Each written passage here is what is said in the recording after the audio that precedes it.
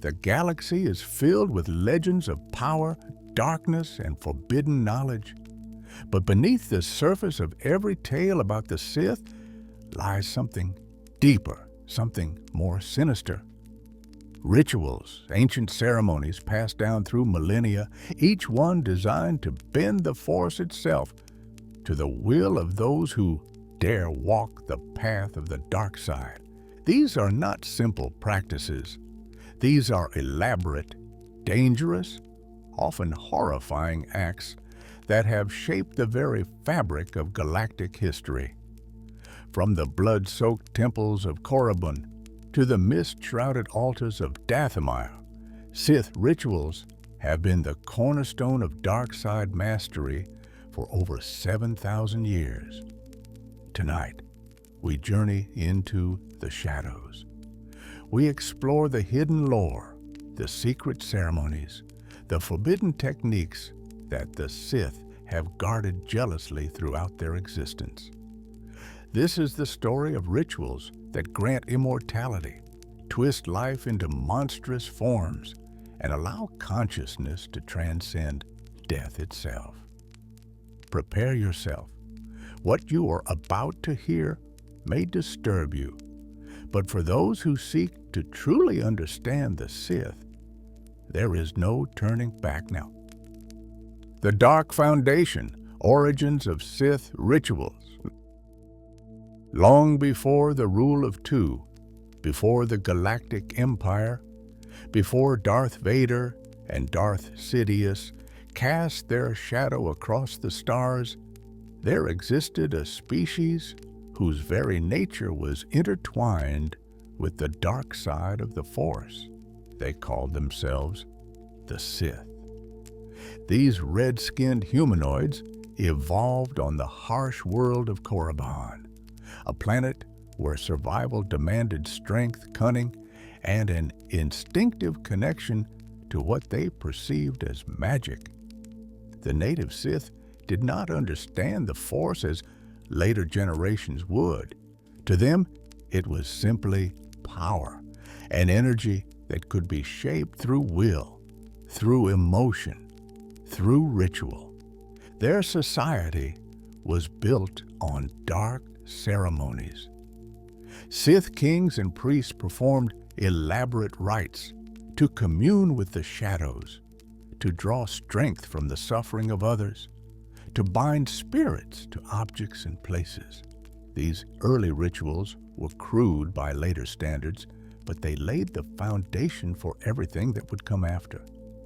The transformation came around 7,000 years before the Battle of Yavin.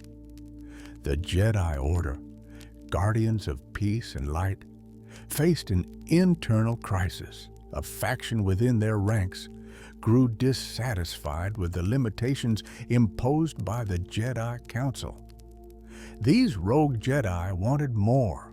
They craved knowledge the Council had forbidden. They hungered for power the light side could never provide. What followed was the Second Great Schism, a philosophical divide that erupted into open warfare. These dark Jedi rejected the Jedi Code's emphasis on peace and serenity. Instead, they embraced passion, conflict, and strength through struggle. Among their number were figures whose names would echo through dark side lore for millennia. Ajunta Pall, a warrior of tremendous ambition. Karnes Moore, who would later discover techniques of immortality. Sorza Sin, who would perfect the art of Sith alchemy. The conflict that engulfed the galaxy became known as the 100-Year Darkness. For decades, these dark Jedi and their followers battled the Jedi Order across countless worlds. They unleashed terrible creations during this war, using their forbidden knowledge to craft monstrous beasts through dark side alchemy. These abominations terrorized Republic worlds, living weapons born from experiments that twisted the very essence of life.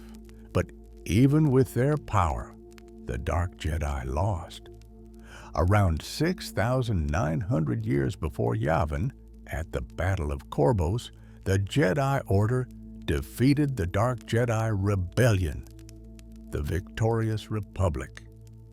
Faced a choice, execution would have been justified, perhaps even wise. Instead, they chose what they believed was mercy. The fallen Jedi were stripped of their weapons and belongings. They were loaded onto unarmed ships and exiled from a Republic space, cast into the unknown regions with nothing but their lives and their knowledge of the dark side. This act of mercy would reshape galactic history forever. Wandering through uncharted space, the exiled Dark Jedi eventually discovered a remote world, Korriban. What they found there was not an empty planet, but a thriving civilization of beings who wielded their own form of dark power. The native Sith species possessed a natural connection to the dark side, though their understanding of it remained primitive, wrapped in superstition and tribal magic. The arrival of the Dark Jedi must have seemed like the coming of gods to the Sith people. These newcomers wielded powers beyond anything the natives had witnessed. They could move objects with thought, peer into minds, conjure lightning from their fingertips. The exiled Jedi used their abilities to awe the Sith, presenting themselves as divine beings sent to lead these people to greatness. The natives worshiped them. The Dark Jedi seized control of their civilization. And then something remarkable happened. Rather than simply ruling over the Sith species, the Dark Jedi began to integrate with them.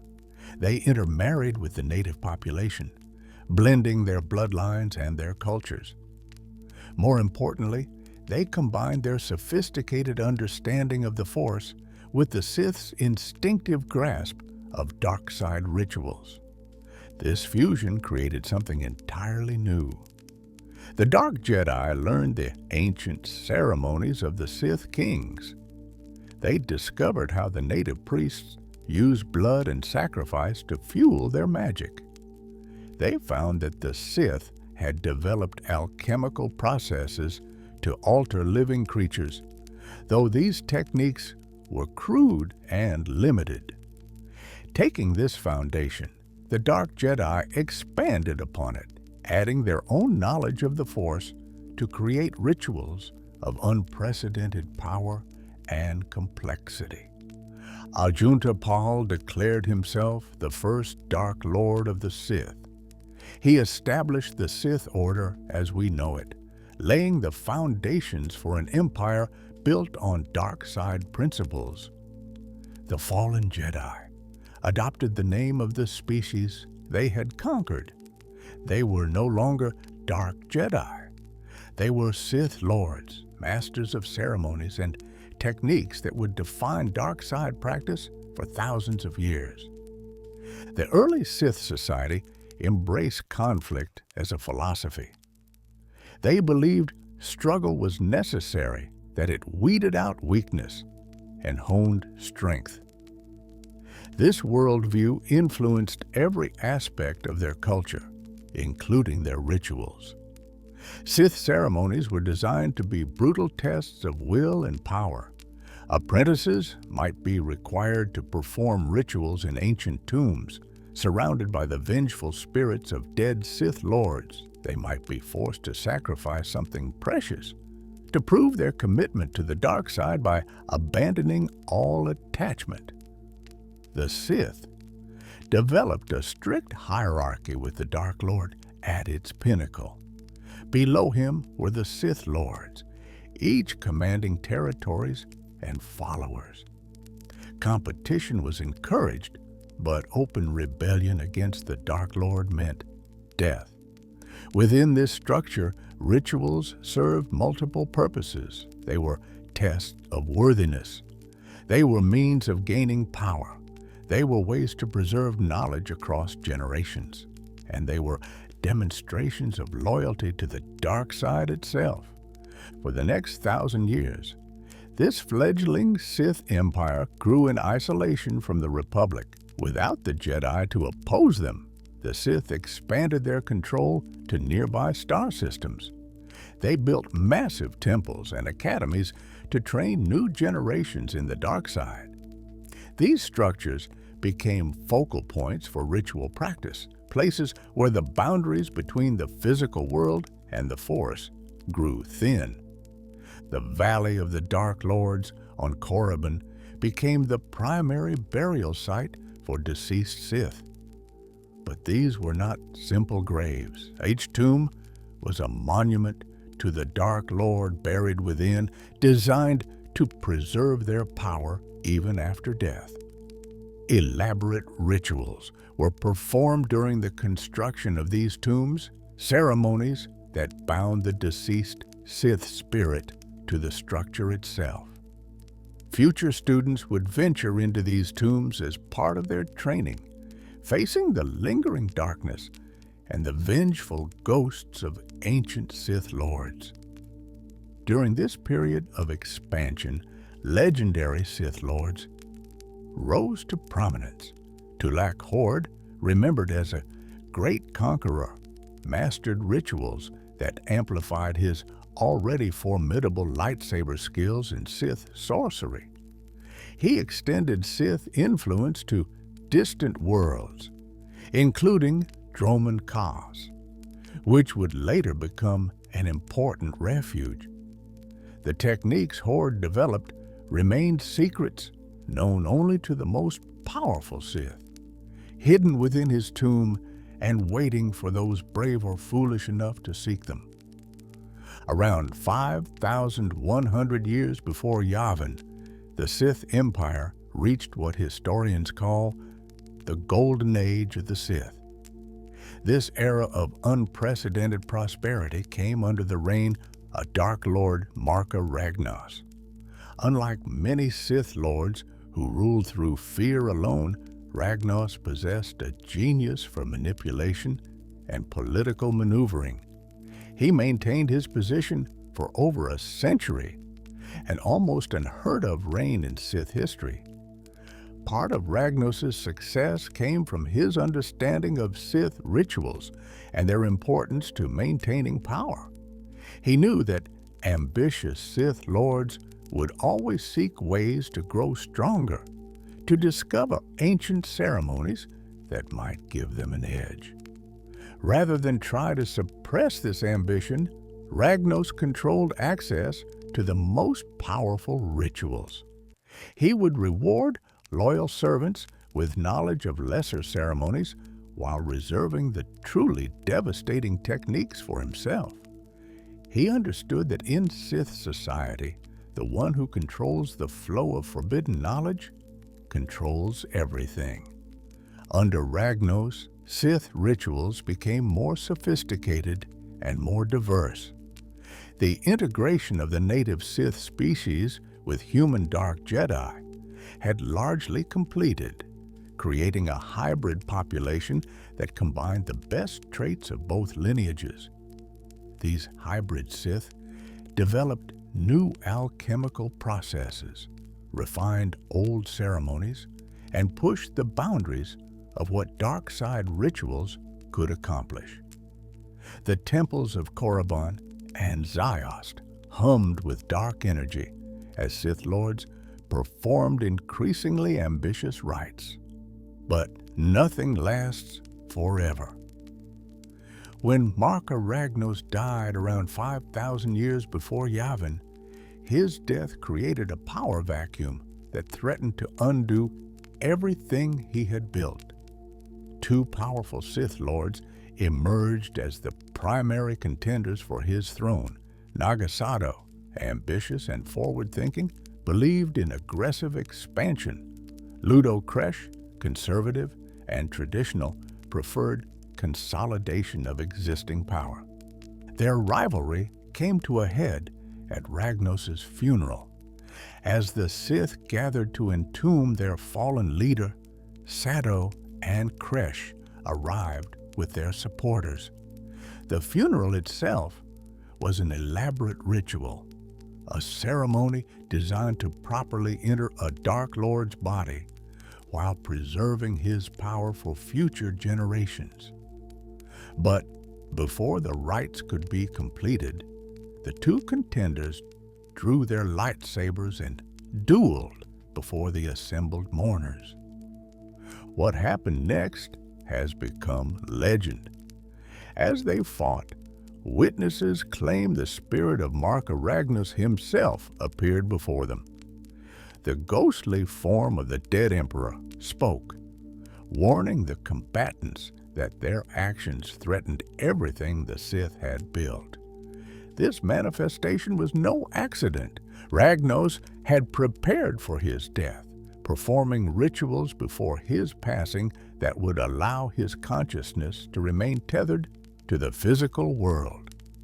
His appearance at his own funeral demonstrated the ultimate achievement of Sith ritual practice, the ability to transcend death and maintain influence even from beyond the grave. The spirit vanished as suddenly as it had appeared. The duel ended without a clear victor, but the message was clear. The Sith stood at a crossroads. For thousands of years, they had built their power in isolation. Unknown to the Republic, they had once fled. Their rituals had grown sophisticated. Their understanding of the dark side had deepened. Now, with Ragnos' death, everything was about to change. The peaceful isolation that had allowed Sith rituals to flourish and evolve was about to end. Soon, through a twist of fate, the Republic would rediscover the existence of the Sith. The stage was set for a conflict that would test everything the Sith had learned, every ritual they had perfected, every dark technique they had mastered. But before that confrontation, there was one Sith Lord whose ambitions would exceed even those of his predecessors. Nagasado would use Sith rituals on a scale never before attempted, combining ancient ceremonies with battle meditation to create illusions capable of fooling entire fleets. His actions would lead to the Great Hyperspace War and ultimately to the fall of the first Sith Empire. Yet, even in defeat, the Sith rituals would endure. Hidden away in tombs and holocrons, preserved by survivors and passed down through secret lineages, these dark ceremonies would wait. They would wait for new students, new Dark Lords, new seekers of forbidden power. The rituals of the ancient Sith were too valuable, too potent to ever truly die. This foundation, this legacy of dark ceremonies born from the fusion of human Dark Jedi and the native Sith species, would influence every dark side practitioner who came after. From Exar Kun to Darth Bane, from Darth Plagueis to Darth Sidious, each would draw upon these ancient rituals, adapting them, refining them, using them to pursue their own dark ambitions. The origins of Sith rituals are written in blood and darkness, in the suffering of the defeated and the ambition of the victorious. They represent humanity's capacity for corruption when given the tools to reshape reality itself. And they remind us that some knowledge, once discovered, can never be forgotten. Rituals of power. The Emperor's immortality rite. If there's one ritual that embodies the ultimate ambition of the Sith, it is the pursuit of immortality.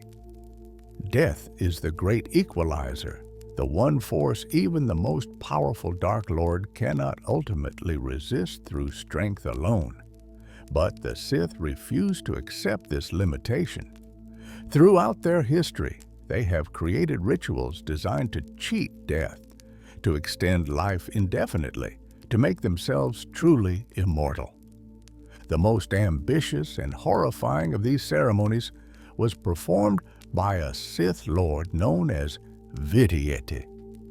His ritual would define dark side ambition for centuries to come, setting a standard for cruelty and power that few would ever match. During the chaos of the Great Hyperspace War, as the first Sith Empire crumbled under Republic assault, Vitiate remained hidden, watching and waiting. He was a powerful Sith sorcerer, but he lacked the political influence or military might to challenge the major players in the conflict. So instead, he waited for his moment, formulating a plan that would require resources only a catastrophic defeat could provide. When it became clear the Sith had lost, that the Republic forces were systematically destroying every Sith stronghold, Vitiate acted. He sent out a call to the surviving Sith Lords, those who had escaped the initial onslaught. He promised them a way to survive, a ritual that would save them all from the Republic hunters. Hundreds of Sith Lords answered his summons, gathering on the planet Nathema. What these Sith Lords did not understand was that they were not participants in a salvation ritual. They were the fuel. The ceremony Vitiate performed on Nathema was one of the most devastating acts ever committed through the dark side of the Force. He spent weeks preparing, inscribing elaborate symbols across the planet's surface, positioning the assembled Sith Lords at specific locations, creating a vast ritual circle that encompassed an entire world. The Sith Lords believed they were part of a powerful working that would shield them from Republic detection. They had no idea they were about to be sacrificed. When Vitiate enacted the ritual, he linked all the Sith Lords together through the Force, creating a network of dark side energy. Then, systematically, he began to drain their life essence. Not just their lives, but their connection to the Force itself. The Sith Lords realized too late what was happening. They tried to resist, to break free from the ritual, but Vitiate's power overwhelmed them. He dominated their minds, crushed their resistance, forced them to participate in their own destruction. The ritual consumed every living being on Nathema, every Sith Lord, every plant, every animal, every microorganism. In a single cataclysmic moment, Vitiate drained all life from an entire planet. The world became a dead husk, a wound in the Force so profound that Force sensitives would instinctively avoid it for centuries to come. The ritual accomplished two extraordinary things. First, it granted Vitiate power beyond anything previously known. The life force of thousands of Sith Lords, combined with the planetary life energy, flowed into him. This immense infusion of power sustained his life far beyond a normal lifespan, granting him a form of immortality. Vitiate would live for over 1,000 years, maintaining his strength and his consciousness through the stolen essence of all those he had consumed. Second, the ritual severed Nathema's connection to the Force itself. The planet became a void, a dead space where the Force did not exist. This helped hide Vitiate's actions from Jedi detection. The Jedi, sensing only absence where once there had been life, assumed the world had been caught in some catastrophic natural disaster. They never suspected the truth that a single Sith Lord had performed a ritual of such magnitude that it literally erased a world's connection to the fundamental energy of the universe. With his newfound power, Vitiate gathered the remaining Sith who had not been part of his ritual. Around 4,900 years before Yavin, he led this remnant into the unknown regions far beyond Republic space. There, on the storm-shrouded world of Dromund Kaas, he established a new Sith Empire. He proclaimed himself the Sith Emperor and promised his followers that one day they would return to crush the Republic. But Vitiate's ritual had given him more than power. It had given him knowledge. He had felt the mechanics of the ceremony as he performed it, understood the principles that allowed both life force to be transferred and stored. With centuries to refine his understanding, the Emperor developed variations on the original ritual, techniques that would allow him to grant similar immortality to his most favored servants. The Emperor created an artificial version of his immortality rite by combining Sith alchemy with cybernetic technology. This process did not require the mass sacrifice that the original ceremony demanded. Instead, it involved an intricate procedure where the subject would be connected to a series of generators and vats filled with green bubbling liquid. Dozens of wires and intravenous tubes would be inserted into the subject's body, creating a mechanical link between flesh and machine.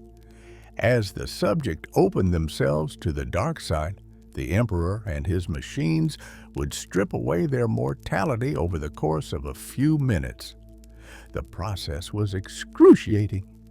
Recipients described it as having their very essence torn apart and reassembled. The pain was constant and would last for the rest of their artificially extended existence. Both the original and artificial versions of the ritual came with terrible costs. Those who underwent the process sacrificed their ability to experience emotions in the normal way.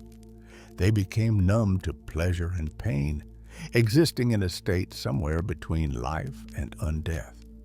They could no longer appreciate physical sensations the way others did. Food lost its taste, touch lost its meaning. They existed purely for the sake of existence, their humanity stripped away along with their mortality. The Emperor used this artificial process to create his most loyal servants, the members of his Dark Council and his elite guards.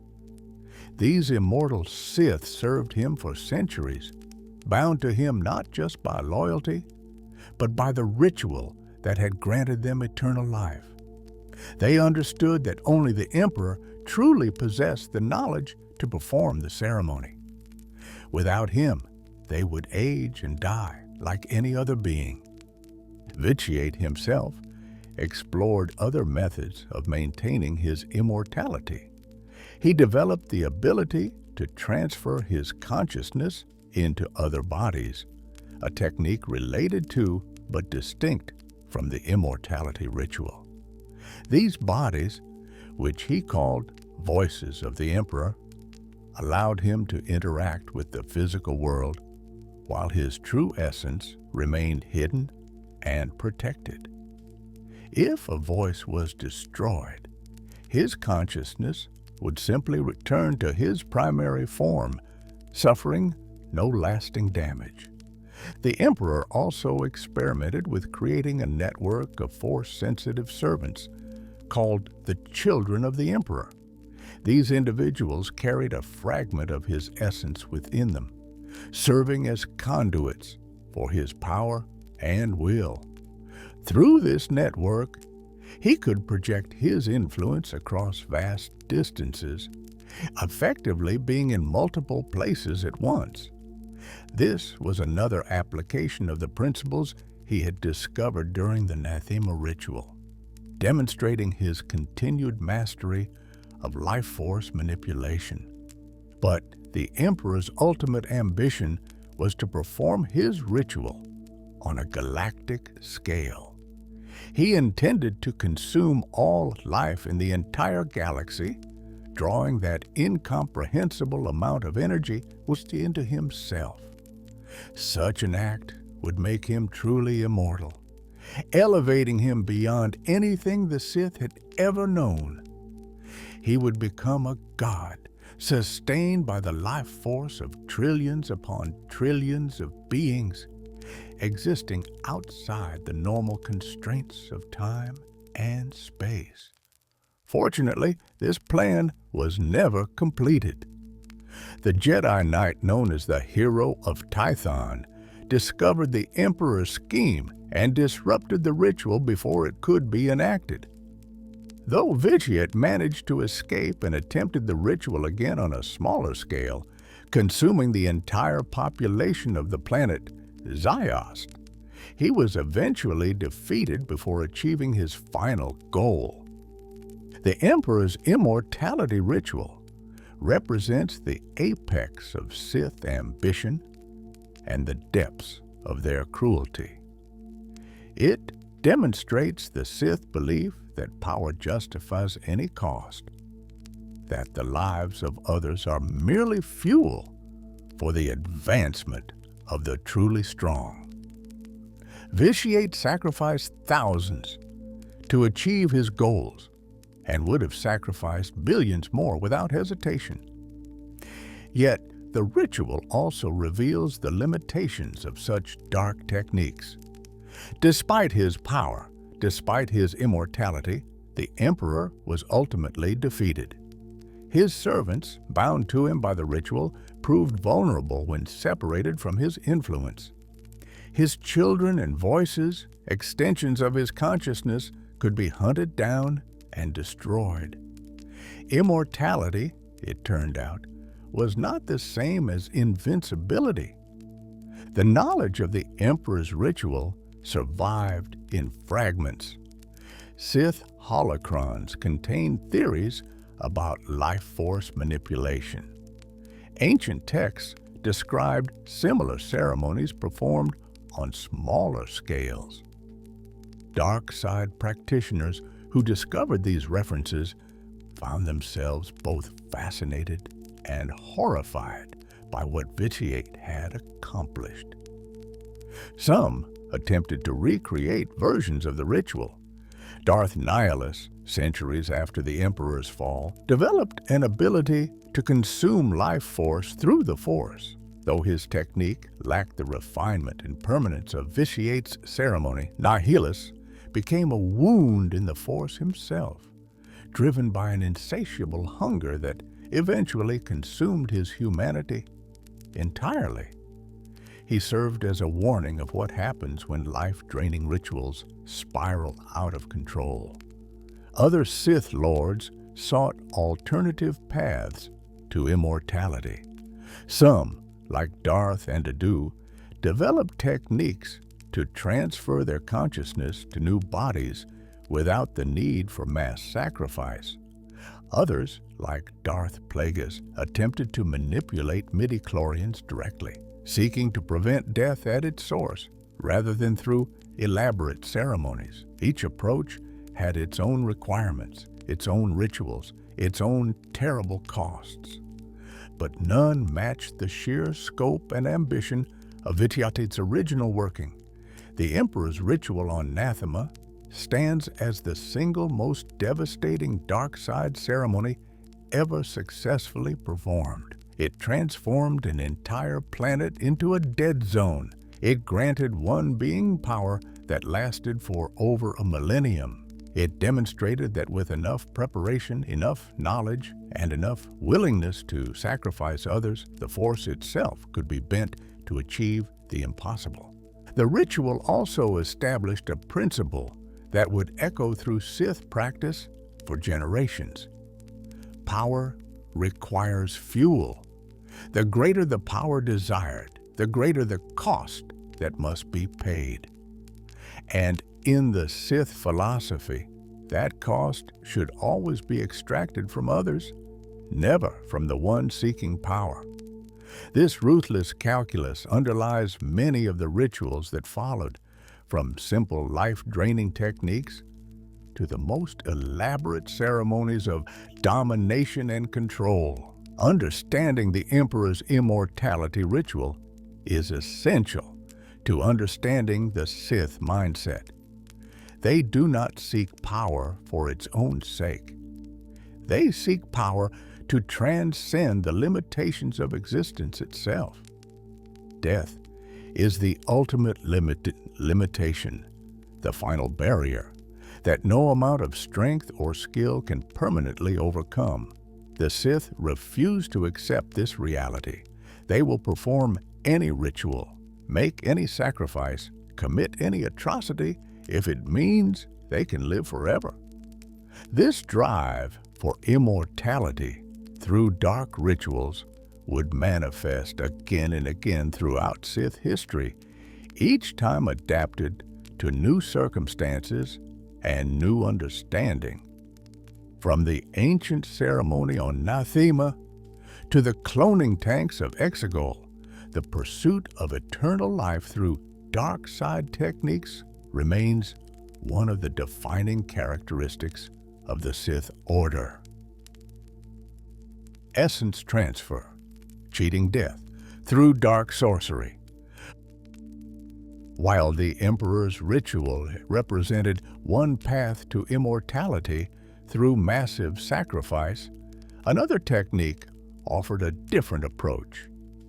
Essence transfer, also known as essence transference, or sometimes simply as transfer of life, was a dark side power that allowed a Sith to move their consciousness from one vessel to another.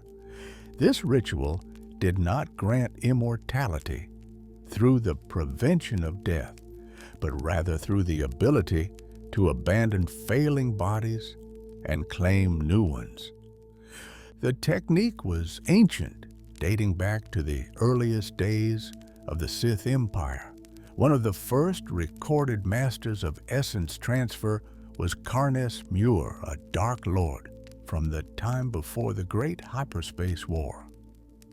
Muir did not transfer his consciousness into another living being.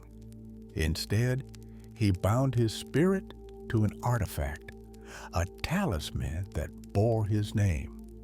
The Muir talisman was more than a simple repository for the Sith Lord's essence. It was a trap, a prison that would ensnare whoever wore it. Muir's consciousness, preserved within the talisman through elaborate rituals performed before his physical death, could take possession of the wearer. Unless the host possessed extraordinary willpower, Muir would dominate their mind and body, effectively returning to life in their flesh. This form of essence transfer had significant advantages. Muir did not need to maintain his original body or create elaborate life support systems. He did not age because he was already dead. He simply waited within the talisman, dormant but aware, until someone foolish enough to wear the artifact gave him the opportunity to possess them. The ritual Muir performed to bind himself to the talisman required months of preparation. He inscribed the artifact with elaborate Sith runes, each symbol carefully crafted to channel and contain his life force. He performed meditations that fractured his consciousness, separating his essence from his physical form while maintaining his sense of self. As his body failed, ravaged by age and dark side corruption, Muir completed the final incantation, transferring his awareness into the talisman in the moment before death. The process was irreversible. Once bound to the artifact, Muir's spirit could not exist independently. He was tied to the talisman for eternity, unable to truly live, but also unable to pass on. This twilight existence was the price he paid for his form of immortality, a cost he apparently considered acceptable. Centuries later, when a Jedi named Celeste Morn discovered and donned the Moor talisman, she found herself in a constant mental battle with the ancient Sith Lord. Moor attempted to dominate her consciousness, to make her body his own. But Morn's willpower proved strong enough to resist. For years, she carried the talisman, locked in an eternal struggle with Muir's spirit, neither able to overcome the other. This demonstrated both the power and the weakness of essence transfer through artifacts. The technique allowed a Sith to survive indefinitely, but it also left them vulnerable. If the host's will proved it strong enough, the transfer could fail. If the artifact was destroyed, the bound consciousness would be destroyed with it. The Sith might achieve a form of immortality, but at the cost of true autonomy. Another ancient practitioner of essence transfer was Darth Plagueis, sometimes called the immortal God King of Prakeeth. Plagueis developed a different approach to the ritual, one that allowed his consciousness to maintain control over his original dead body even after his physical death. His mind remained separated from his corpse, but through elaborate ceremonies, he could animate the body and use it as a puppet. And Plagueis' true achievement, however, was the development of a technique for transferring essence into living bodies. This knowledge was so valuable that he stored it within a holocron of his own creation, protecting the secret with elaborate dark side traps. The holocron itself was designed with a terrible purpose. When it came into contact with Plagueis' corpse, it would drain the life energy of whoever placed it there, using that stolen essence to resurrect the Dark Lord.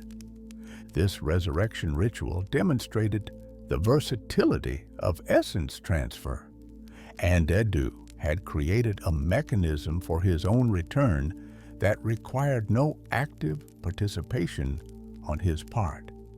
The ritual was built into the holocron itself, waiting patiently for someone to trigger it. The unfortunate soul who brought the holocron to Plagueis' tomb would find their life force suddenly flowing out of them, pulled into the ancient corpse, reanimating dead flesh and returning the Sith Lord to the world of the living.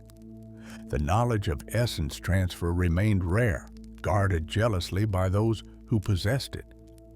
During the era of the Old Republic, only a handful of Sith Lords had mastered the technique. The rituals were complex, requiring perfect control over the dark side and an understanding of the fundamental relationship between consciousness and physical form.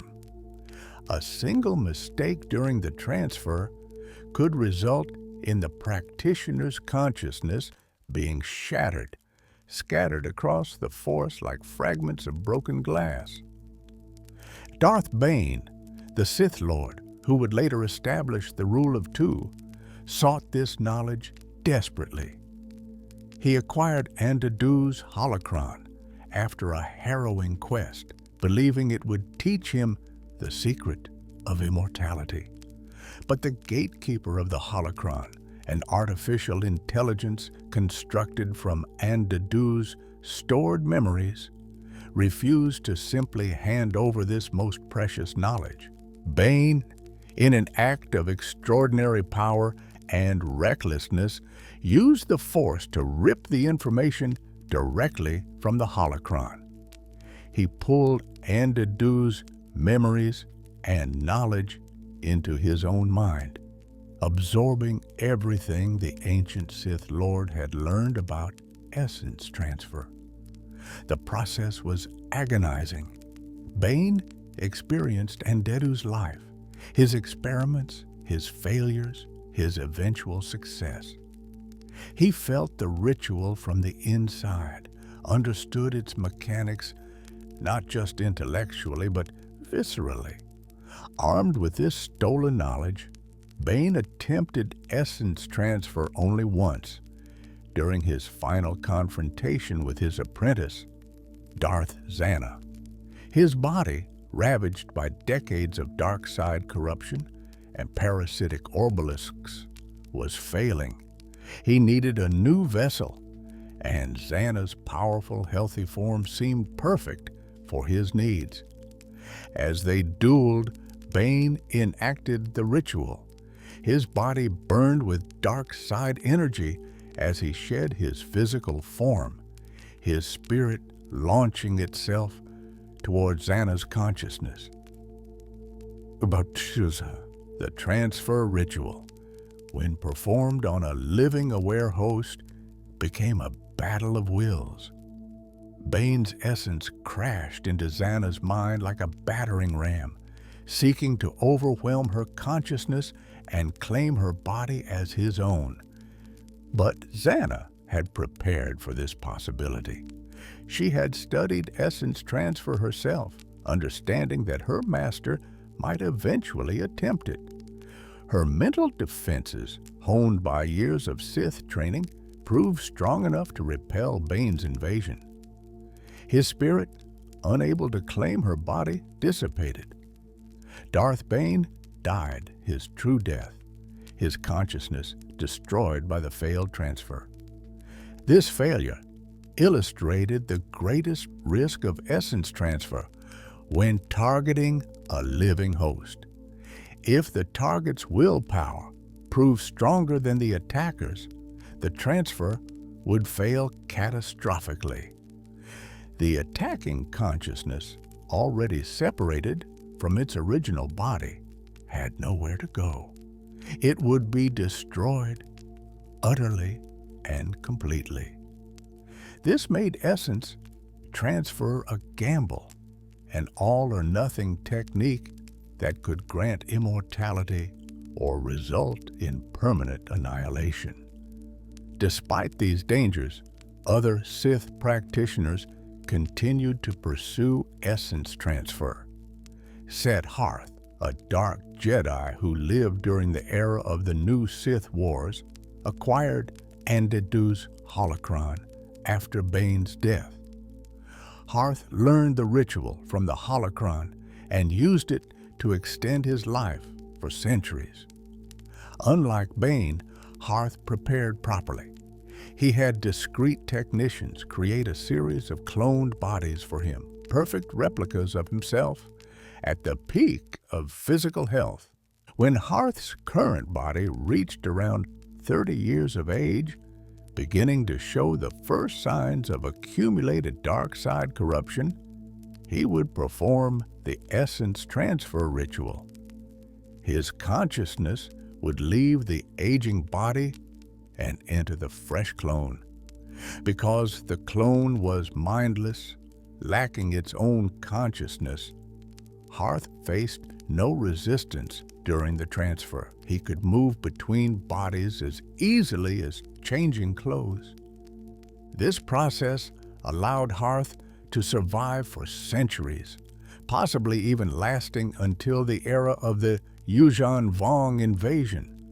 He must have gone through dozens of cloned bodies over the intervening years, unlike the Emperor's clones, which degraded rapidly due to the overwhelming dark side energy they contained. Harth's clones were created by sophisticated third-party technicians and never displayed the same deterioration. Harth's success demonstrated that essence transfer, when combined with cloning technology, could provide reliable immortality. The key was preparation. A Sith who wanted to use this technique needed to create suitable host bodies in advance, vessels that lacked their own consciousness and therefore could not resist the transfer. The most famous modern practitioner of essence transfer was Darth Sidious, Emperor Palpatine. When his body was destroyed during the Battle of Endor, falling down the reactor shaft of the second Death Star, Sidious enacted an essence transfer he had prepared years in advance. Even before the Battle of Yavin, Sidious had sensed the possibility of his eventual defeat. He had felt the flicker of light in Darth Vader, the potential for redemption that might one day turn his apprentice against him. So Palpatine prepared. He established a secret facility on the hidden world of Exegol, deep in the unknown regions, where Sith cultists worked to create clone bodies for him. The ritual Sidious performed at the moment of his death was nearly instantaneous. As his body fell, consumed by the energy of the Death Star's reactor, he reached out through the Force. His consciousness, prepared through decades of meditation and dark side training, separated from his dying flesh. It thrust itself across vast distances, guided by the connection he had established with the cloning facility on Exegol. On that hidden world, Palpatine's essence crashed into a waiting clone body. The transfer was successful, but imperfect. The clone was flawed, unable to properly contain the immense dark side power of Sidious's consciousness. From the moment of his resurrection, the body began to deteriorate. Mechanical life support systems were required to keep it functional. His face became a nightmarish visage of decay, barely held together by Sith alchemy and technology. The cultists on Exegol, the Sith Eternal, worked desperately to create a perfect clone for their resurrected emperor. They experimented with combinations of cloning technology and Sith alchemy, attempting to engineer a body that could withstand Palpatine's power. But every attempt failed. The clones were either too weak, too unstable, or lacked the necessary connection to the Force. One of their failed experiments resulted in a clone who possessed physical health, but no Force sensitivity. This clone, Palpatine's son in genetic terms, was deemed useless by the Emperor. He could not serve as a host body, and Sidious had no interest in a powerless offspring. The clone was allowed to live, eventually fathering a child of his own, Rey, who would inherit the Force potential that her father lacked. Another failed creation was Snoke, a strand cast partially based on Palpatine's template. Snoke possessed Force abilities and served as the supreme leader of the First Order, but his body was too damaged, too unstable to serve as a permanent host for Sidious's essence. The Emperor used him as a proxy, as a puppet to manipulate events in the galaxy while remaining hidden on Exegol. Palpatine's final plan involved performing essence transfer on his granddaughter, Rey. If she killed him in anger and hatred, opening herself to the dark side, he would transfer his consciousness into her body. His spirit would possess her, making her body his own. He would become Empress Palpatine, continuing his reign in a new Force-powerful vessel. This plan revealed the true nature of the Sith Eternal's ritual practices on Exegol. The ceremony was designed as a transfer mechanism, a dark rite that would allow Palpatine's essence to pass into Rey the moment she struck him down. The thousands of cultists witnessing the ritual would serve as both audience and anchors, their collective dark side energy helping to fuel and stabilize the transfer. But Rey refused to play her role in this ceremony. She resisted the temptation to strike Palpatine down in anger. Instead, with the support of the spirits of fallen Jedi, she turned Sidious's own power against him. His attempt at essence transfer failed. His consciousness, still trapped in his decaying clone body, was destroyed along with that body when Rey deflected his Force lightning back upon him.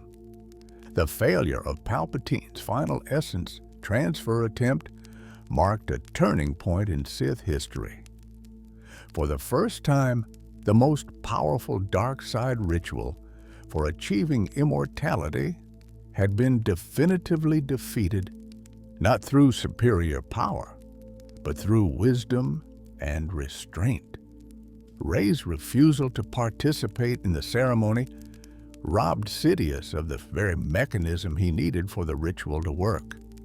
The history of essence transfer demonstrates both the potential and the limitations of Sith rituals. With proper preparation and execution, the technique could indeed grant a form of immortality, allowing consciousness to persist beyond the death of the original body. But it required enormous power, precise knowledge, and usually the cooperation of the target or the availability of a mindless vessel. Every attempt at essence transfer carried risks. The ritual could fail if the practitioner's power wavered or if the target's resistance proved too strong. Even successful transfers often came with terrible costs.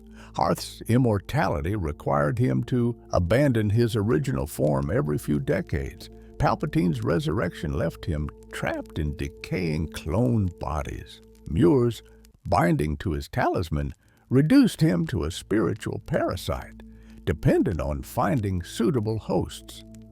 Yet, despite these dangers and limitations, essence transfer remained one of the most sought-after Sith rituals. The promise of immortality, even flawed immortality, was simply too tempting for ambitious Dark Lords to resist. They would study ancient holocrons, search for forgotten texts, risk everything to learn this technique. Because in the Sith worldview, any cost was acceptable if it meant transcending death itself. The ritual would continue to fascinate dark side practitioners even after Palpatine's final defeat. Somewhere in the galaxy, hidden holocrons still contained the knowledge. Ancient tombs still held the secrets. And wherever beings crave power over death, the ritual of essence transfer would be studied, attempted, and perhaps occasionally successfully performed once again. The art of the holocron, capturing consciousness. The Sith understood better than most that knowledge is power. But knowledge is fragile. It lives in minds that age and die. It can be forgotten, corrupted, or deliberately suppressed. For the Sith, who operated in secrecy and whose teachings were too dangerous to be recorded in conventional formats, this presented a serious problem.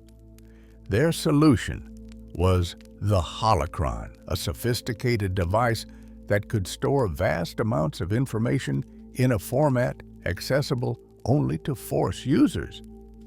But Sith holocrons were more than simple data storage. They were vessels for consciousness itself, containing not just information, but a fragment of their creator's living mind. The creation of a Sith holocron required one of the most complex and demanding rituals in dark side practice. It was a process that could take months to complete, requiring rare materials, perfect control of the Force, and the willingness to tear a piece of one's own consciousness away and trap it within crystalline matrices. The first step in creating a holocron involved gathering materials. These were not ordinary crystals or metals. The components needed to be attuned to the dark side, either naturally resonant with dark force energy or specially treated through alchemical processes. Black crystals from the caverns of Korriban, metals forged in the heat of dying stars, synthetic compounds created through Sith alchemy, all of these might serve as the foundation for a holocron's construction.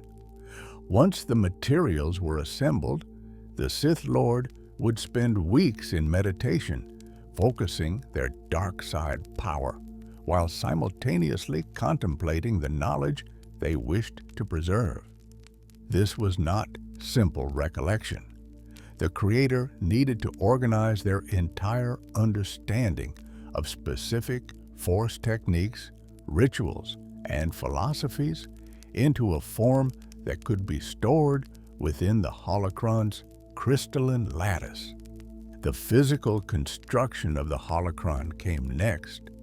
Using the Force, the Sith Lord would manipulate the materials at a molecular level, weaving together filaments of crystal and metal into intricate geometric patterns.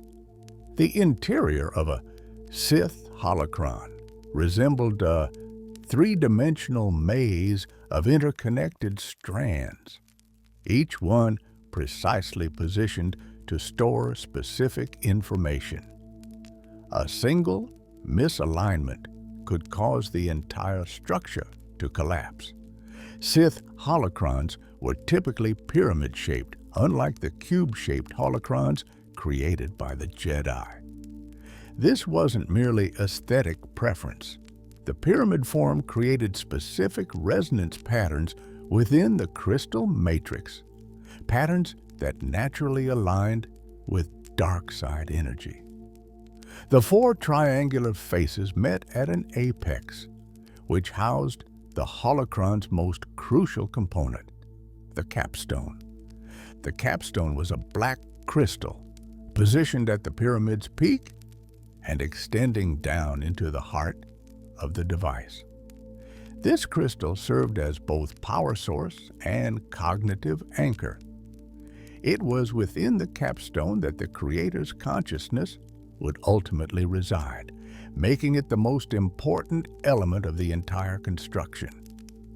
Before the capstone could be activated, the Sith Lord needed to perform the rite of commencement. This ritual was extraordinarily difficult, accessible only to the most powerful Sith masters. It involved separating a portion of one's consciousness and storing it within the capstone crystal while maintaining enough awareness to complete the holocron's construction. The rite of commencement began with deep meditation, deeper than any normal trance. The Sith Lord would descend into their own mind, journeying through layers of thought and memory until they reached the core of their identity. There, they would begin the process of fracturing their consciousness, creating a duplicate of their awareness that could exist independently. This cognitive duplication was agonizing. The mind rebels against being torn apart. The Sith Lord would experience a sensation of being pulled in two directions simultaneously, as though their very self was being split down the middle. They needed to maintain perfect control throughout this process, because a mistake could result in permanent mental damage or even death. Once the duplicate consciousness was created, it needed to be transferred into the capstone. The Sith Lord would channel dark side energy through the crystal, using it as a conduit.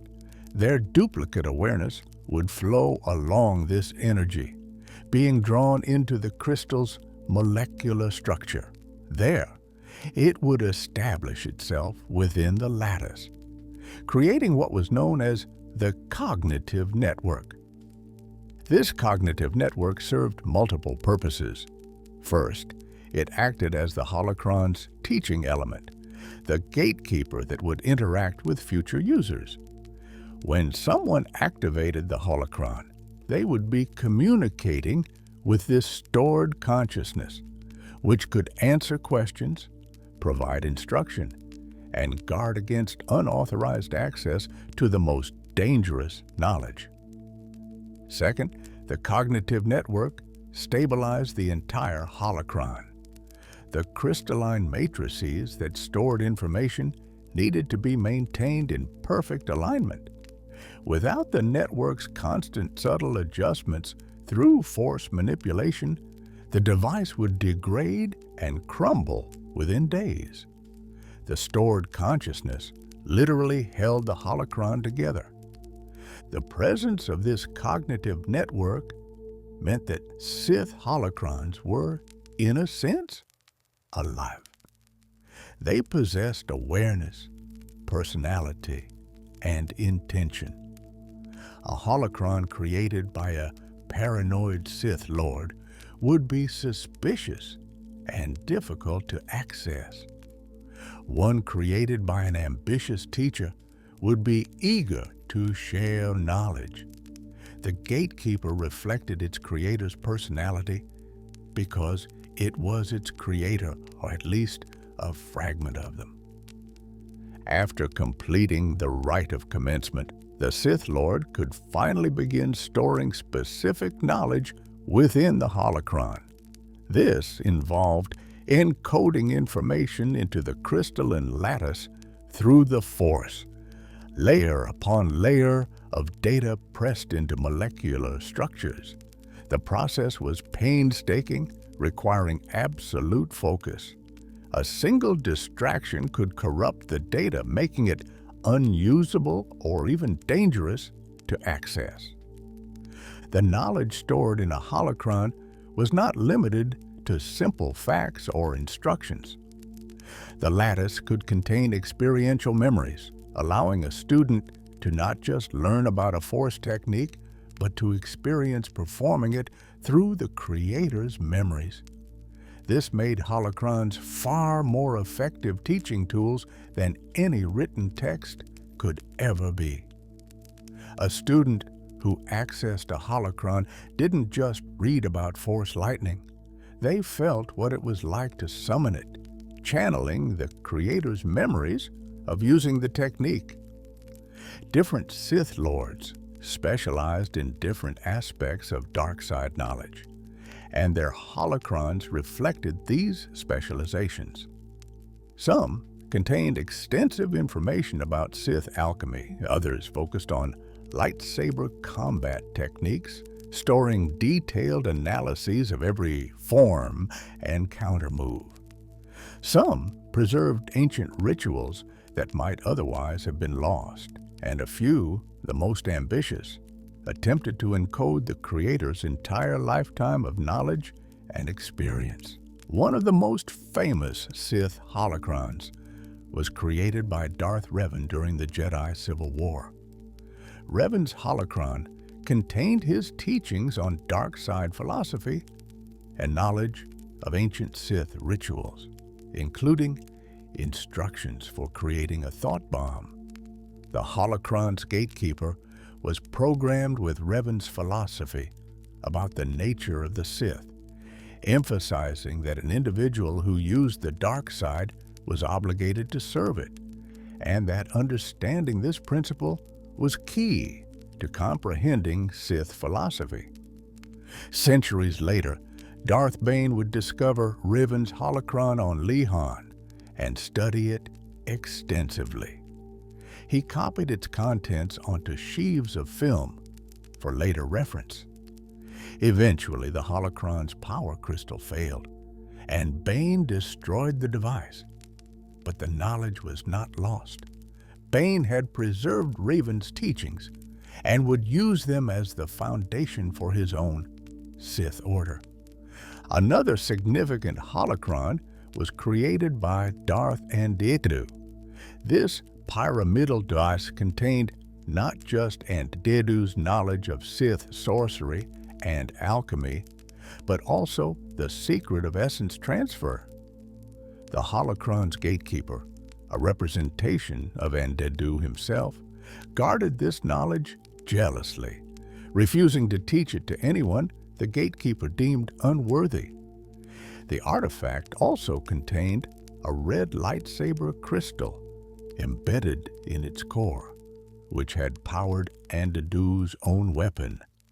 Belia Darzu, the Shi'ito shapeshifter who became a Dark Lord of the Sith, created a holocron that contained detailed instructions on holocron construction itself. This meta-knowledge made Darzu's holocron particularly valuable.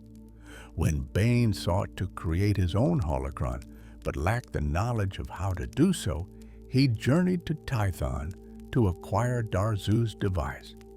From it, he learned the elaborate process required to properly construct a Sith holocron.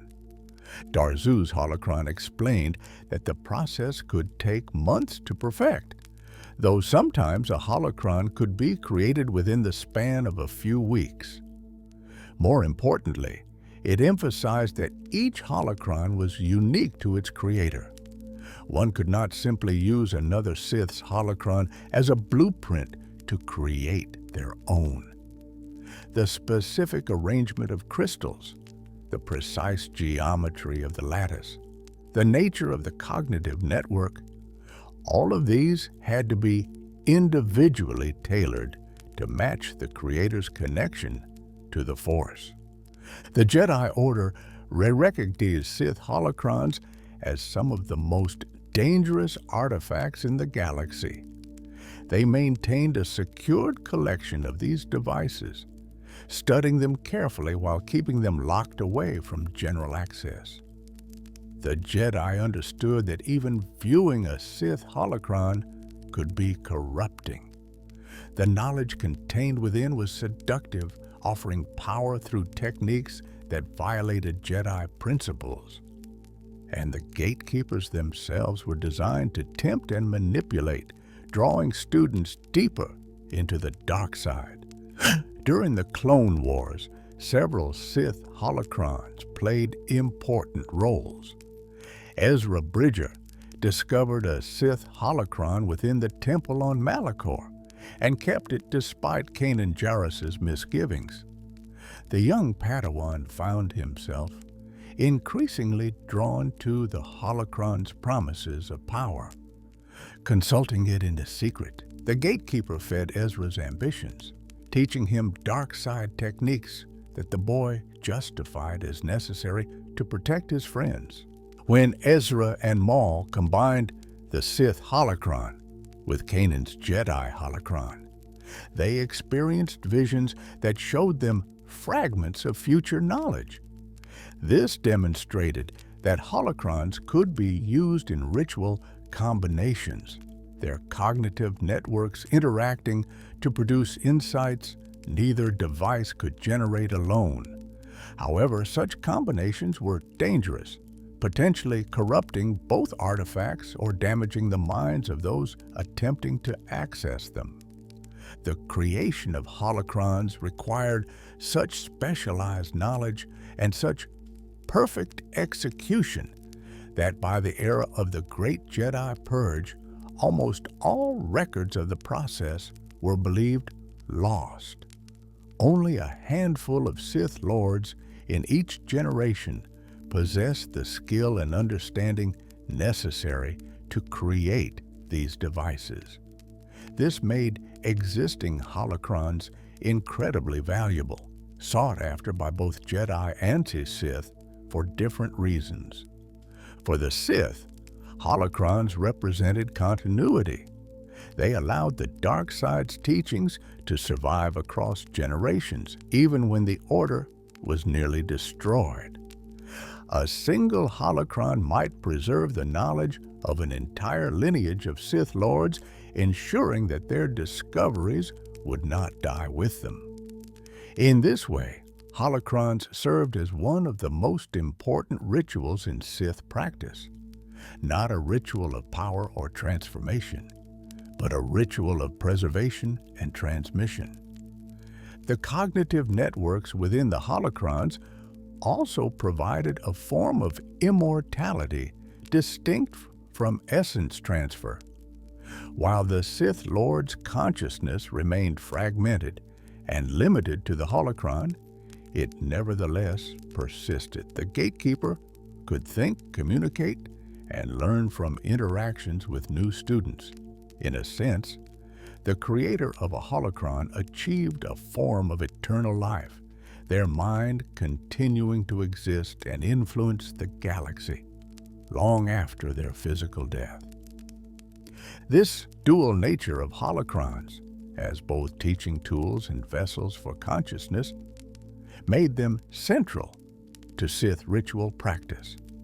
Creating a holocron was often seen as the ultimate achievement of a Sith Lord, proof that they had mastered the dark side sufficiently to preserve their knowledge for future generations. Many Sith Lords spent decades perfecting the process, creating multiple holocrons to ensure their teachings would survive. The ritual of accessing a holocron was also significant, though less elaborate than its creation. A Force user needed to attune themselves to the device's dark side energy, essentially proving they were worthy of its knowledge. The gatekeeper would evaluate the user, probing their mind and motivations. Some holocrons would only share their deepest secrets with users who demonstrated sufficient power, ambition, or commitment to the dark side. This security mechanism meant that the same holocron might reveal different information to different users. A novice might receive basic instruction in dark side philosophy. An experienced Sith Lord might be taught advanced combat techniques. Only the most powerful users, those who had proven themselves through their mastery of the Force, would be granted access to the holocron's deepest secrets, the knowledge of ancient rituals, forbidden techniques, and the Creator's most personal insights into the nature of the dark side. The legacy of Sith holocrons extends throughout the entire history of the dark side. From the ancient devices created by the original Sith species to the sophisticated holocrons of Darth Bane's era, to the artifacts discovered by Ezra Bridger millennia later, these devices served as constant threads connecting different eras of Sith practice. They ensured that knowledge hard-won by one generation would not need to be rediscovered by the next. They preserved rituals that might otherwise have been lost, and they kept alive the consciousness of long-dead Sith Lords, allowing their influence to extend far beyond their natural lifespans. In understanding Sith rituals, the creation and use of holocrons must be recognized as fundamental. These devices were not mere storage systems, they were vessels for the Sith's most precious resource, knowledge itself. And the ritual required to create them, the rite of commencement, and the months of painstaking construction that followed, represented one of the highest achievements possible within dark side practice. Sith alchemy, twisting life itself. If holocrons represented the Sith's mastery over knowledge and consciousness, then Sith alchemy represented their mastery over life itself. This dark science allowed practitioners to fundamentally alter living beings, transforming them into creatures that defied nature's laws. Through elaborate rituals combining Force power with alchemical processes, Sith Lords created armies of monsters, warriors that could hunt Jedi, and weapons that corrupted everything they touched.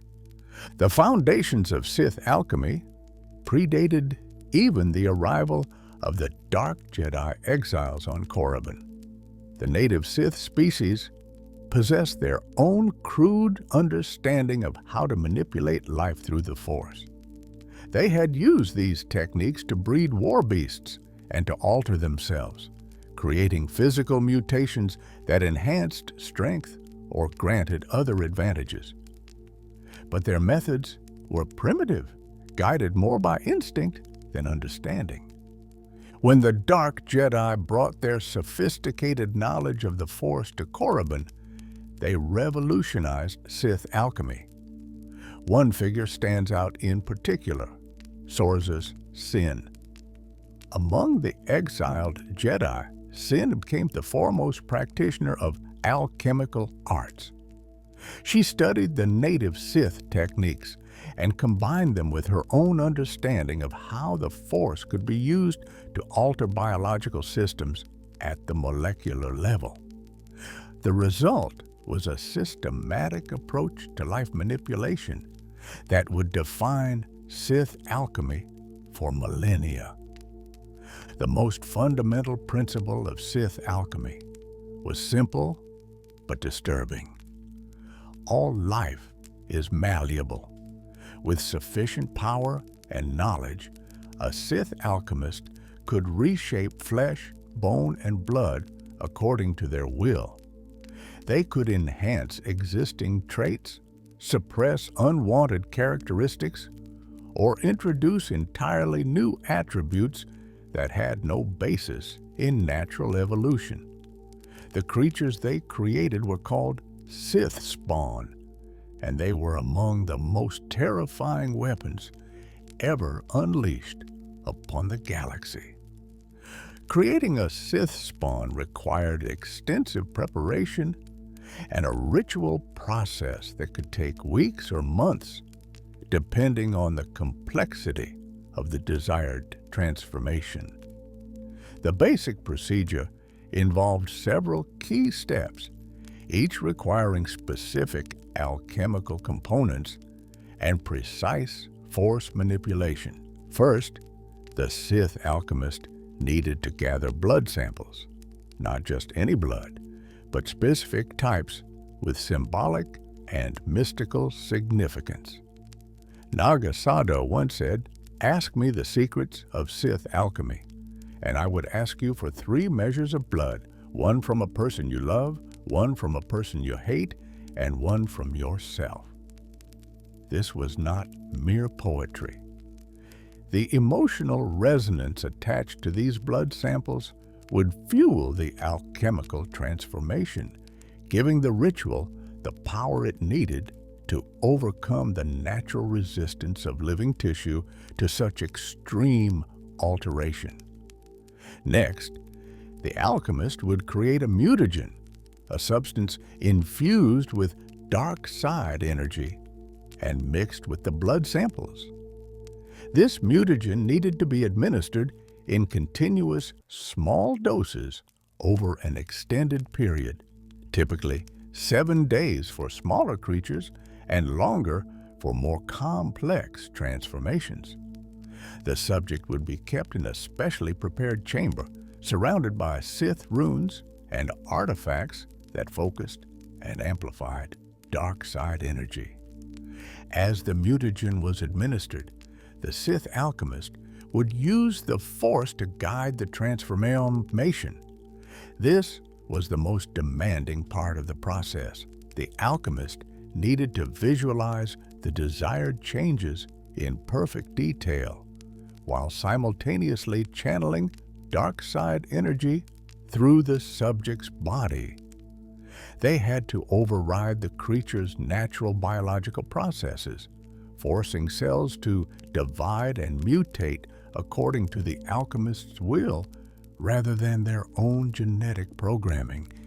The subject experienced excruciating pain throughout this process. As their body was forcibly reshaped, every nerve ending screamed in protest.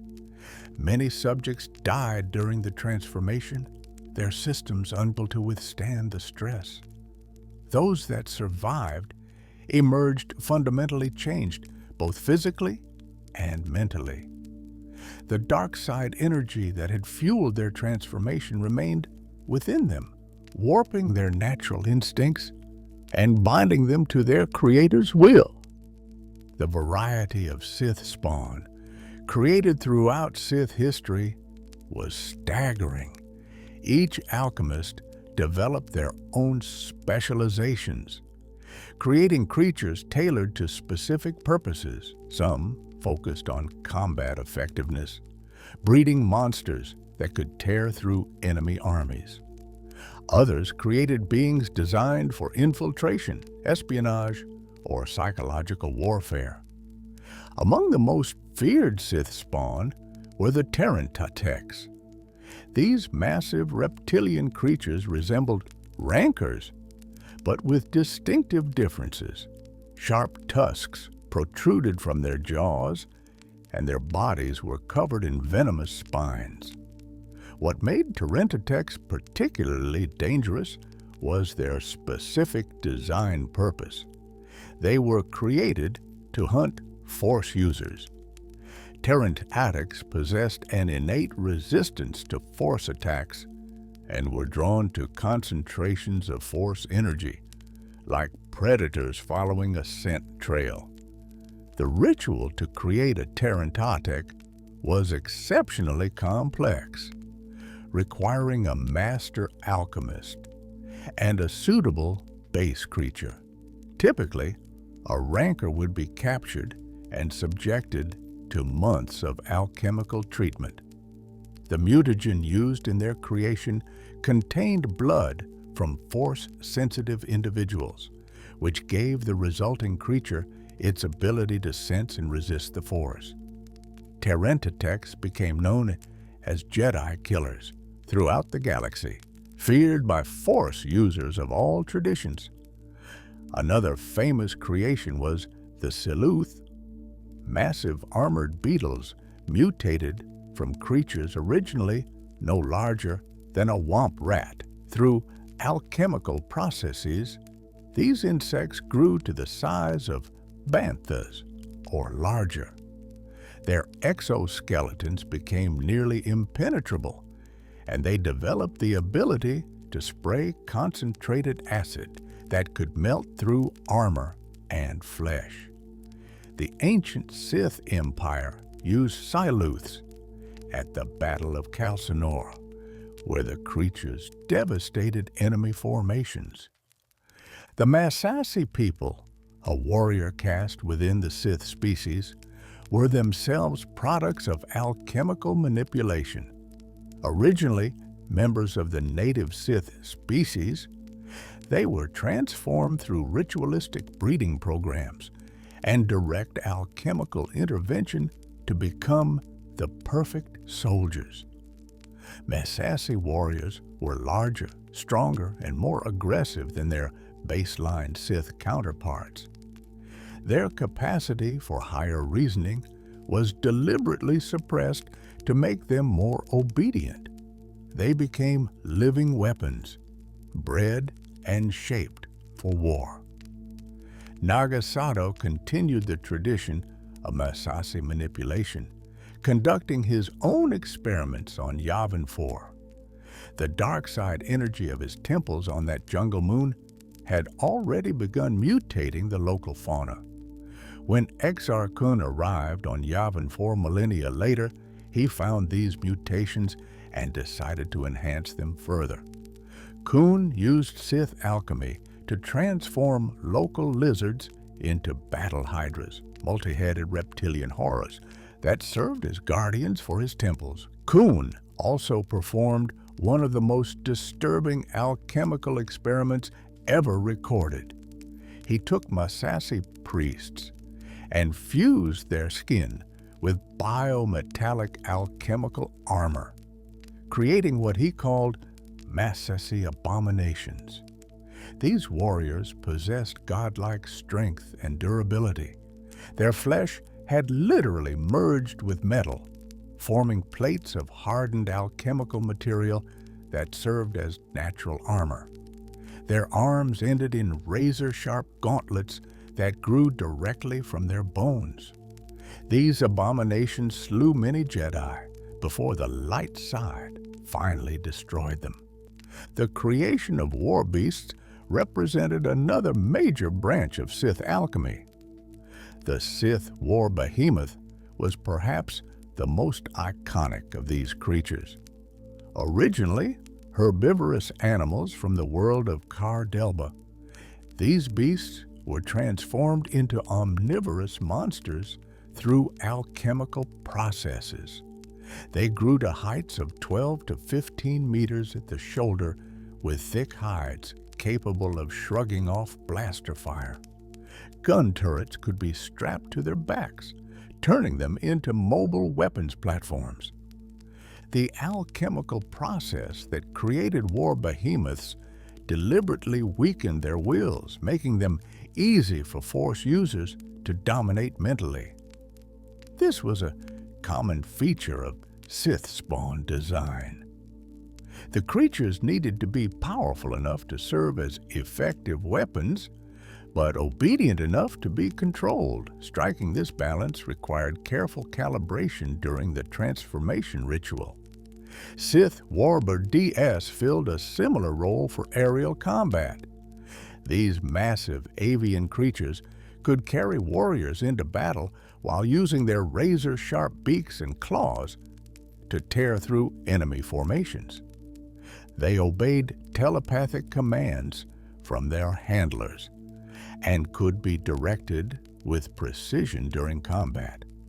However, they were notoriously foul-tempered and would sometimes turn on their own handlers if not properly controlled. One of the most sophisticated forms of Sith alchemy involved the creation of techno-beasts. This technique required combining Sith alchemy with a force power called Mekuderu, which granted the ability to manipulate mechanical systems through the Force. Darth Plagueis Darzu developed the definitive version of this technique, creating what she called Mekuderu Vita. Darzu's ritual involved infecting living organisms with the nanogene spore, a technovirus that grew metallic tumors throughout the victim's body. As the infection progressed, the victim's flesh merged with cybernetic components, creating a fusion of organic tissue and machinery. Eventually, the process lobotomized the victim's brain, transforming them into weaponized cyborgs under the Sith Lords' control. These techno-beasts could infect other living organisms. By dispersing clouds of the techno-virus from their mouths, in combat, they attacked with relentless fury, swarming their opponents in large numbers. Despite their aggressive nature, techno-beasts were vulnerable to concentrated force attacks, particularly Sith lightning and powerful lightsaber strikes. Darzu housed her army of techno-beasts, which she called midi-chlorians, in a hidden stronghold on Tython. She used them against the Galactic Republic and the Jedi during the Sictus Wars, a 2-decade conflict that demonstrated the horrifying effectiveness of alchemically created cyborg warriors. The technique died with Darzu, but knowledge of it survived in fragmentary form within various holocrons and ancient texts. Emperor Palpatine, always interested in Sith alchemy, created his own alchemical horrors. His specialty was the chrysalid, also called the chrysalis beast. These creatures were created by infecting rancors, gundarks, katarns, or vornskers with an alchemical mutagen.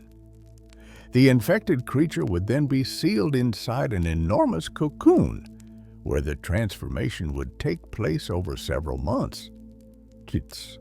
When the chrysalid emerged from its cocoon, it would be gargantuan, far larger than its original form. These beasts possessed terrifying strength and the ability to instill supernatural fear in those who encountered them. Palpatine recorded his knowledge of creating chrysalides in a book titled The Creation of Monsters, which became a foundational text for Imperial Sith alchemy. The creation of these alchemical abominations was not the only application of Sith alchemy. The technique could also be used on inorganic materials, creating weapons and armor with supernatural properties. Sith swords, for example, were forged through alchemical processes that made them nearly indestructible and capable of deflecting lightsaber blades. The metal was infused with dark side energy during its creation, a ritual that required the smith to channel hatred and anger into the blade as it was being forged. Sith armor underwent similar treatment. Alchemists could create suits that offered protection beyond what normal materials should provide. The armor of Warb Null, created from designs found in an ancient tome, was infused with Sith magic that bound the wearer to the armor itself. Once donned, the armor could not be removed. Warb Null, originally a man named Shaz Dovos, found himself permanently fused with his creation after being approached by the spiritual guardian of the tome he had studied. The creation of amulets and talismans represented another alchemical specialty. These artifacts could facilitate concentration, healing, shielding, ensnarement, or understanding, all through the power of Sith sorcery imbued within them during their creation. The ritual to create such an amulet involved meditation, inscription of Sith runes, and the transfer of a portion of the Creator's power into the object. One of the darkest applications of Sith alchemy was the reanimation of the dead. The spell known as Tsaiwinoka Hoyakut, or reanimated dead, could transform corpses into an unstoppable legion of zombies. These undead were impervious to pain and transmitted the necromantic infection through their bites, potentially transforming their victims into more zombies. The ritual to create Sith zombies was complex, requiring extensive preparation of the burial site and the inscription of specific incantations on tomb walls. Sith zombies served as guardians of important tombs in the Valley of Golg and the Valley of the Dark Lords on Korriban. They would remain dormant for centuries, awakening only when intruders disturbed the tomb they protected. Dathka Graush, a Sith king who predated the arrival of the Dark Jedi, used an early version of this technique to create an army of undead from corpses fallen during Korriban's civil wars. Graush combined his alchemical knowledge with the most advanced technology available, creating zombie warriors that were equipped with cybernetic enhancements. This fusion of necromancy and technology represented one of the earliest examples of Sith willingness to combine any methods necessary to achieve their goals. The cost of Sith alchemy extended beyond the materials and time required. Every alchemist who regularly performed these rituals found themselves increasingly corrupted by the dark side. The constant channeling of malevolent energy through one's own body inevitably took its toll. Sith alchemists often developed physical mutations themselves, their flesh warped by the same forces they used to transform their creations. Moreover, the creatures created through Sith alchemy were typically sterile, unable to reproduce naturally. This was likely a safety measure built into the alchemical processes, preventing Sith spawn from spreading uncontrollably throughout the galaxy. After the Battle of Ruusan, when the Brotherhood of Darkness was destroyed, Sith spawn became increasingly rare. Most were hunted down and destroyed by the Jedi, and without Sith alchemists to create new ones, the populations dwindled. Yet the knowledge of Sith alchemy never truly died. It was preserved in holocrons, in ancient texts, in the traditions passed from master to apprentice. Even during the era of the Rule of Two, when the Sith limited their numbers to just 2 individuals, the alchemical arts continued to be studied. Darth Plagueis was known as a master of Sith alchemy, using his knowledge to manipulate midi-chlorians and explore the boundaries of life and death. His apprentice, Darth Sidious, inherited this knowledge and expanded upon it, creating new variations on ancient techniques. The rituals of Sith alchemy demonstrate the dark side's fundamental philosophy, that natural law is merely a suggestion, that with sufficient power and knowledge, reality itself can be reshaped according to one's will. For the Sith, life was not sacred. It was clay, ready to be molded into whatever form best served their purposes, whether creating monsters to terrorize their enemies or forging weapons that would endure for millennia.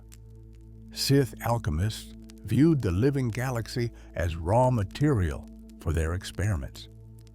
This cold, utilitarian view of life underlies many of the Sith's most horrifying achievements. The suffering of the creatures being transformed meant nothing to them. The pain of the subjects was simply fuel for the ritual, energy to be harvested and redirected.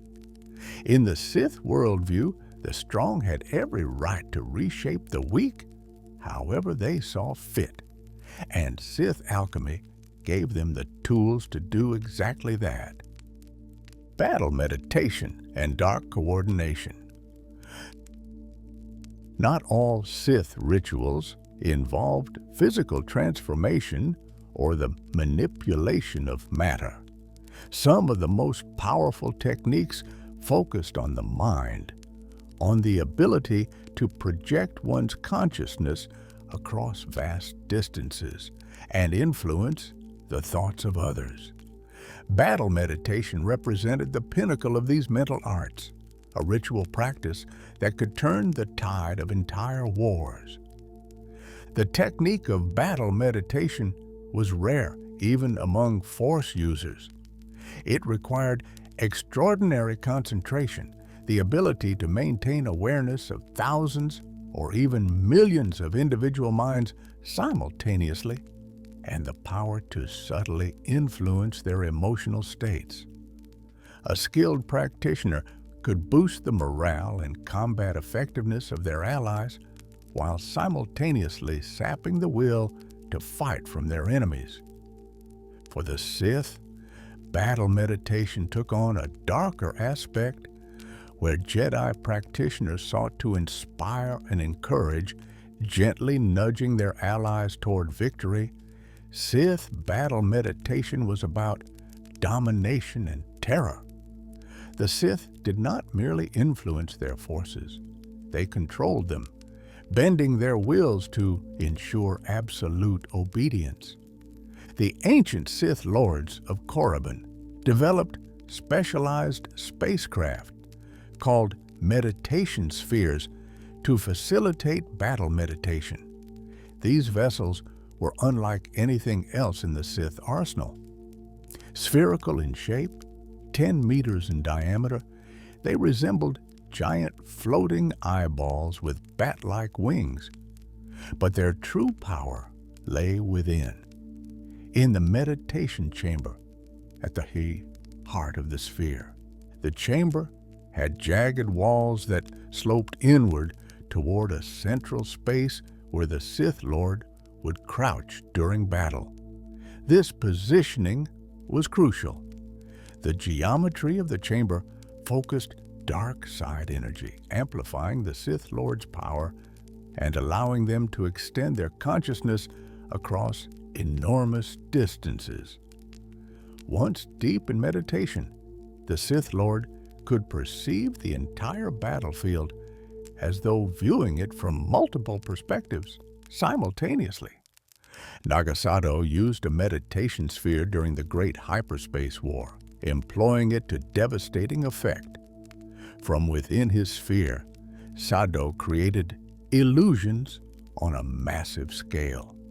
He made his fleet appear far larger than it actually was, conjuring phantom warships that looked and behaved exactly like real vessels. These illusions were substantial enough to cause actual damage when they attacked Republic forces, the power of Sado's belief making them temporarily real. The rituals Sado performed to create these illusions required him to maintain perfect concentration for hours at a time. Any distraction, any break in his focus would cause the phantoms to flicker and fade. This made the meditation sphere both his greatest weapon and his greatest vulnerability. If an enemy could reach Sado and interrupt his meditation, the entire illusion army would vanish. This is exactly what happened when Gav Darrigan, the Republic explorer, who had been captured and trained by Sado, infiltrated the meditation sphere. Darrigan attacked Sado directly, breaking his concentration and disrupting the battle meditation. Without Sado's sorcery maintaining the illusions, Republic defenders suddenly realized that many of the ships they faced were mere phantoms. The revelation spread through Republic communications, and what had seemed like an unstoppable invasion force was revealed to be much smaller than it appeared. The requirements for performing battle meditation, even without creating illusions, were demanding. The Sith Lord needed to achieve a state of deep trance while remaining aware of the battle unfolding around them. They had to maintain awareness of both the macro-level strategic situation and the micro-level emotional states of individual combatants. It was like trying to read a book while simultaneously solving complex mathematical problems and playing several games of chess at once. During the meditation, the Sith Lord would visualize the outcome they desired. They would imagine their forces moving in perfect coordination, executing flawless maneuvers, overwhelming the enemy with ruthless efficiency. This visualization was not passive daydreaming. It was an active projection of will, a template that the Sith Lord would then impose upon reality through the Force. As the visualization took shape, the Sith Lord would extend their consciousness outward, touching the minds of their forces. To the common soldiers, this contact felt like a surge of confidence, a sudden certainty that victory was assured. They fought with renewed vigor, their fear replaced by fanatical determination. They executed orders without hesitation, their individual wills subsumed into the collective purpose imposed by the Sith Lord's meditation. Simultaneously, the Sith battle meditation would reach toward the enemy. Where it touched allied minds with encouragement, it touched enemy minds with despair. Soldiers would suddenly feel their courage draining away. Doubts would creep in. The certainty of defeat would settle over them like a heavy blanket.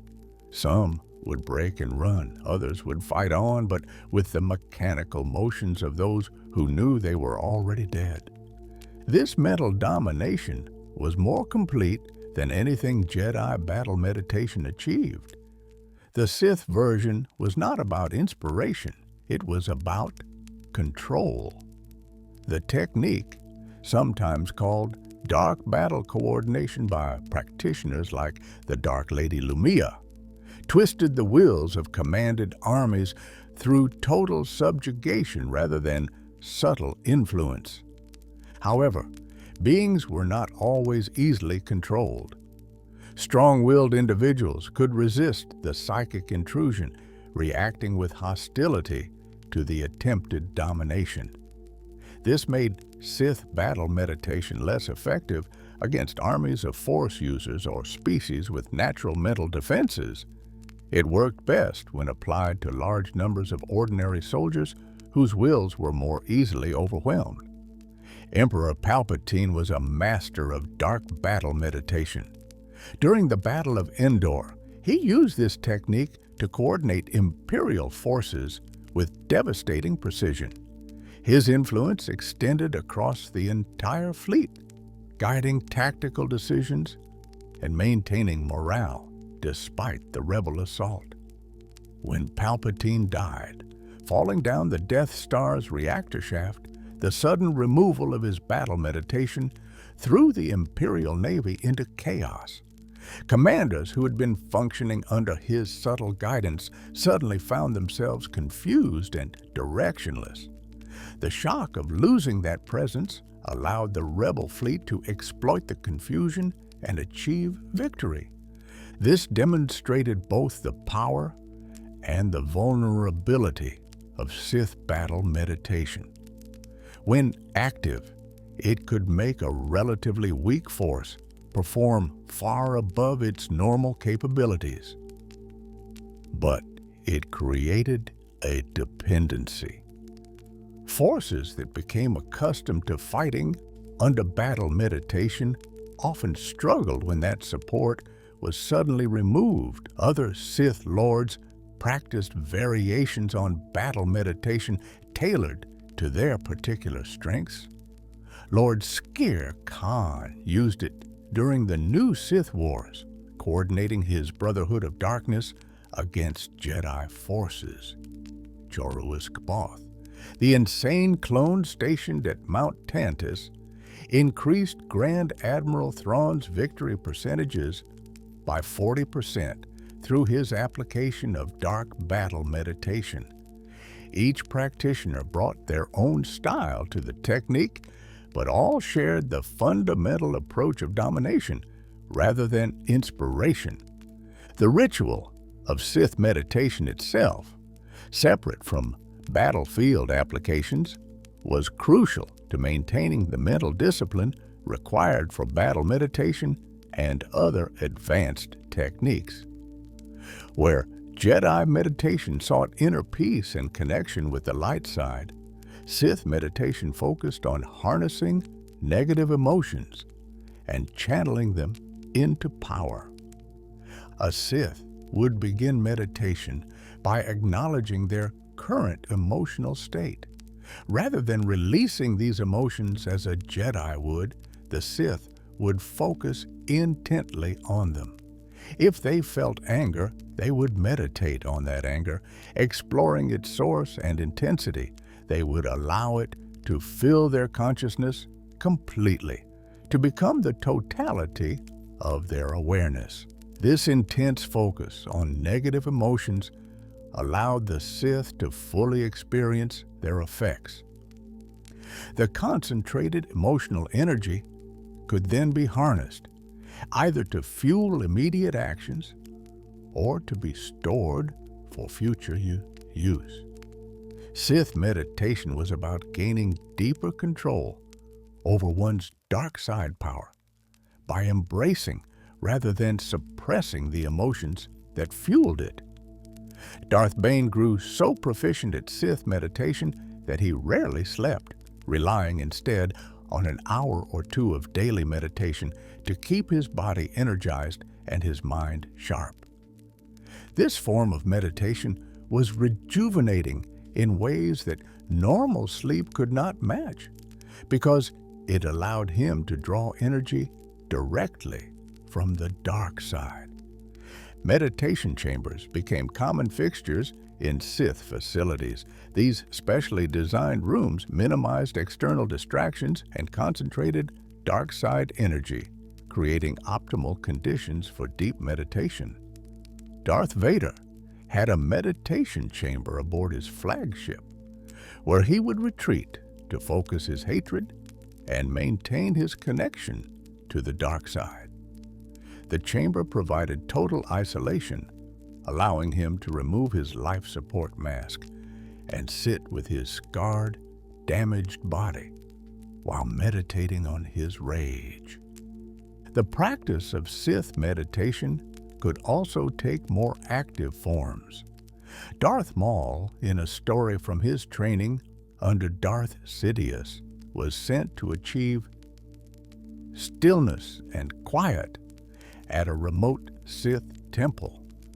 Rather than achieving this through peaceful contemplation, Maul interpreted the task according to Sith philosophy.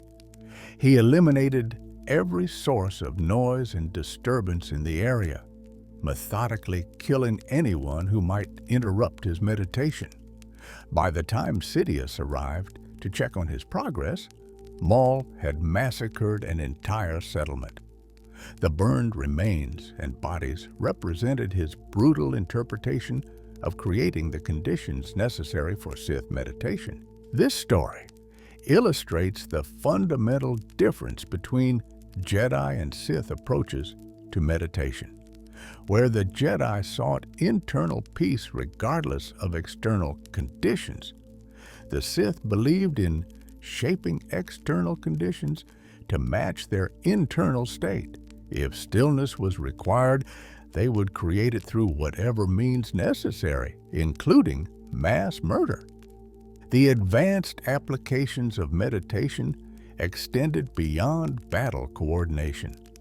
Some Sith Lords used meditation to achieve forms of precognition, seeing possible futures and adjusting their plans accordingly. Others used it for flow walking, a technique that allowed them to project their consciousness backward or forward through time to observe past or future events. Darth Krayt, who would become Dark Lord millennia after the Skywalker saga, used meditation to flow walk into the immediate future during battles, seeing what would happen next, and then returning to the present to influence events toward his desired outcome. Meditation was also crucial for performing many other Sith rituals. Complex ceremonies often required the practitioner to maintain specific mental states for extended periods. Creating a holocron, performing essence transfer, conducting alchemical transformations, all of these demanded the kind of sustained concentration that only disciplined meditation practice could develop. The ritual aspects of Sith meditation were often overlooked by those who viewed it as mere mental exercise. But for the Sith, meditation was itself a form of ceremony, a structured practice with specific steps and expected outcomes. The choice of location mattered. The timing could be significant. The emotions focused upon during the meditation would determine what kind of power could be drawn from the session. Some Sith Lords developed personal meditation rituals, unique practices tailored to their individual strengths and goals. These might involve specific breathing patterns, ritualized movements, or the use of meditation crystals to focus their power. The details varied, but the underlying principle remained constant. Sith meditation was about harnessing the dark side by fully embracing the emotions that connected them to it. In the grand scheme of Sith rituals, meditation and battle coordination occupy a unique position. They require no physical components, no sacrifice of others, no elaborate preparation involving rare materials. They are purely exercises of will and mental discipline, yet their effects could be as devastating as any physical ritual, shaping the outcomes of galactic conflicts and allowing single individuals to project their power across vast distances. The meditation practices of the Sith remind us that their power was not just about brute force or physical transformation. It was also about the mind, about consciousness itself, and about the ability to shape reality through pure, focused will. In mastering these techniques, the Sith demonstrated that the most dangerous weapon in the galaxy was not a lightsaber or a battle station, but a mind trained to impose its will upon the Force itself. Conclusion and call to action. We have journeyed deep into the shadows tonight, exploring rituals that most in the galaxy never knew existed. From the life-draining ceremonies of Emperor Vitiate to the consciousness transfer techniques of Darth Bane, from the alchemical horrors created by Swords of Sin to the battle meditation of Naga Sadow, these rituals represent the Sith's ultimate expression of their philosophy: power through any means necessary, immortality at any cost, dominion over life, death, and the Force itself. These were not the practices of simple dark side users. These were the elaborate ceremonies of an order that refined darkness into an art form over 7 millennia, each ritual built upon the knowledge of previous generations, growing more sophisticated, more powerful, and more terrible with each passing century. But what we have explored tonight is only a portion of the complete picture. The Nightsister magics of Nathema, with their resurrection rituals and enhancement ceremonies, represent a parallel tradition of dark side practice. The trials of the Sith academies, where apprentices proved their worth through suffering and sacrifice, shaped generations of Dark Lords. The Thought Bomb ritual, the Sith Stone ceremony, the countless lost techniques buried in forgotten tombs, all of these and await those willing to delve deeper into Sith lore. The rituals of the Sith remind us why they were so feared throughout galactic history. Their power was not limited to individual combat prowess or political manipulation. It extended into realms that defied natural law. They could cheat death, create life, reshape reality itself through the application of forbidden knowledge and terrible will. Yet, for all their power, the Sith ultimately failed. Their rituals granted them immortality, but not wisdom. They gave them strength, but not unity. The very philosophies that drove them to create these elaborate ceremonies also ensured they would forever fight among themselves, each Dark Lord seeking to surpass and destroy their predecessors. Perhaps that is the final lesson of Sith rituals. Power alone is not enough. Knowledge without wisdom leads only to greater suffering, and the pursuit of immortality through darkness ultimately brings only deeper forms of death.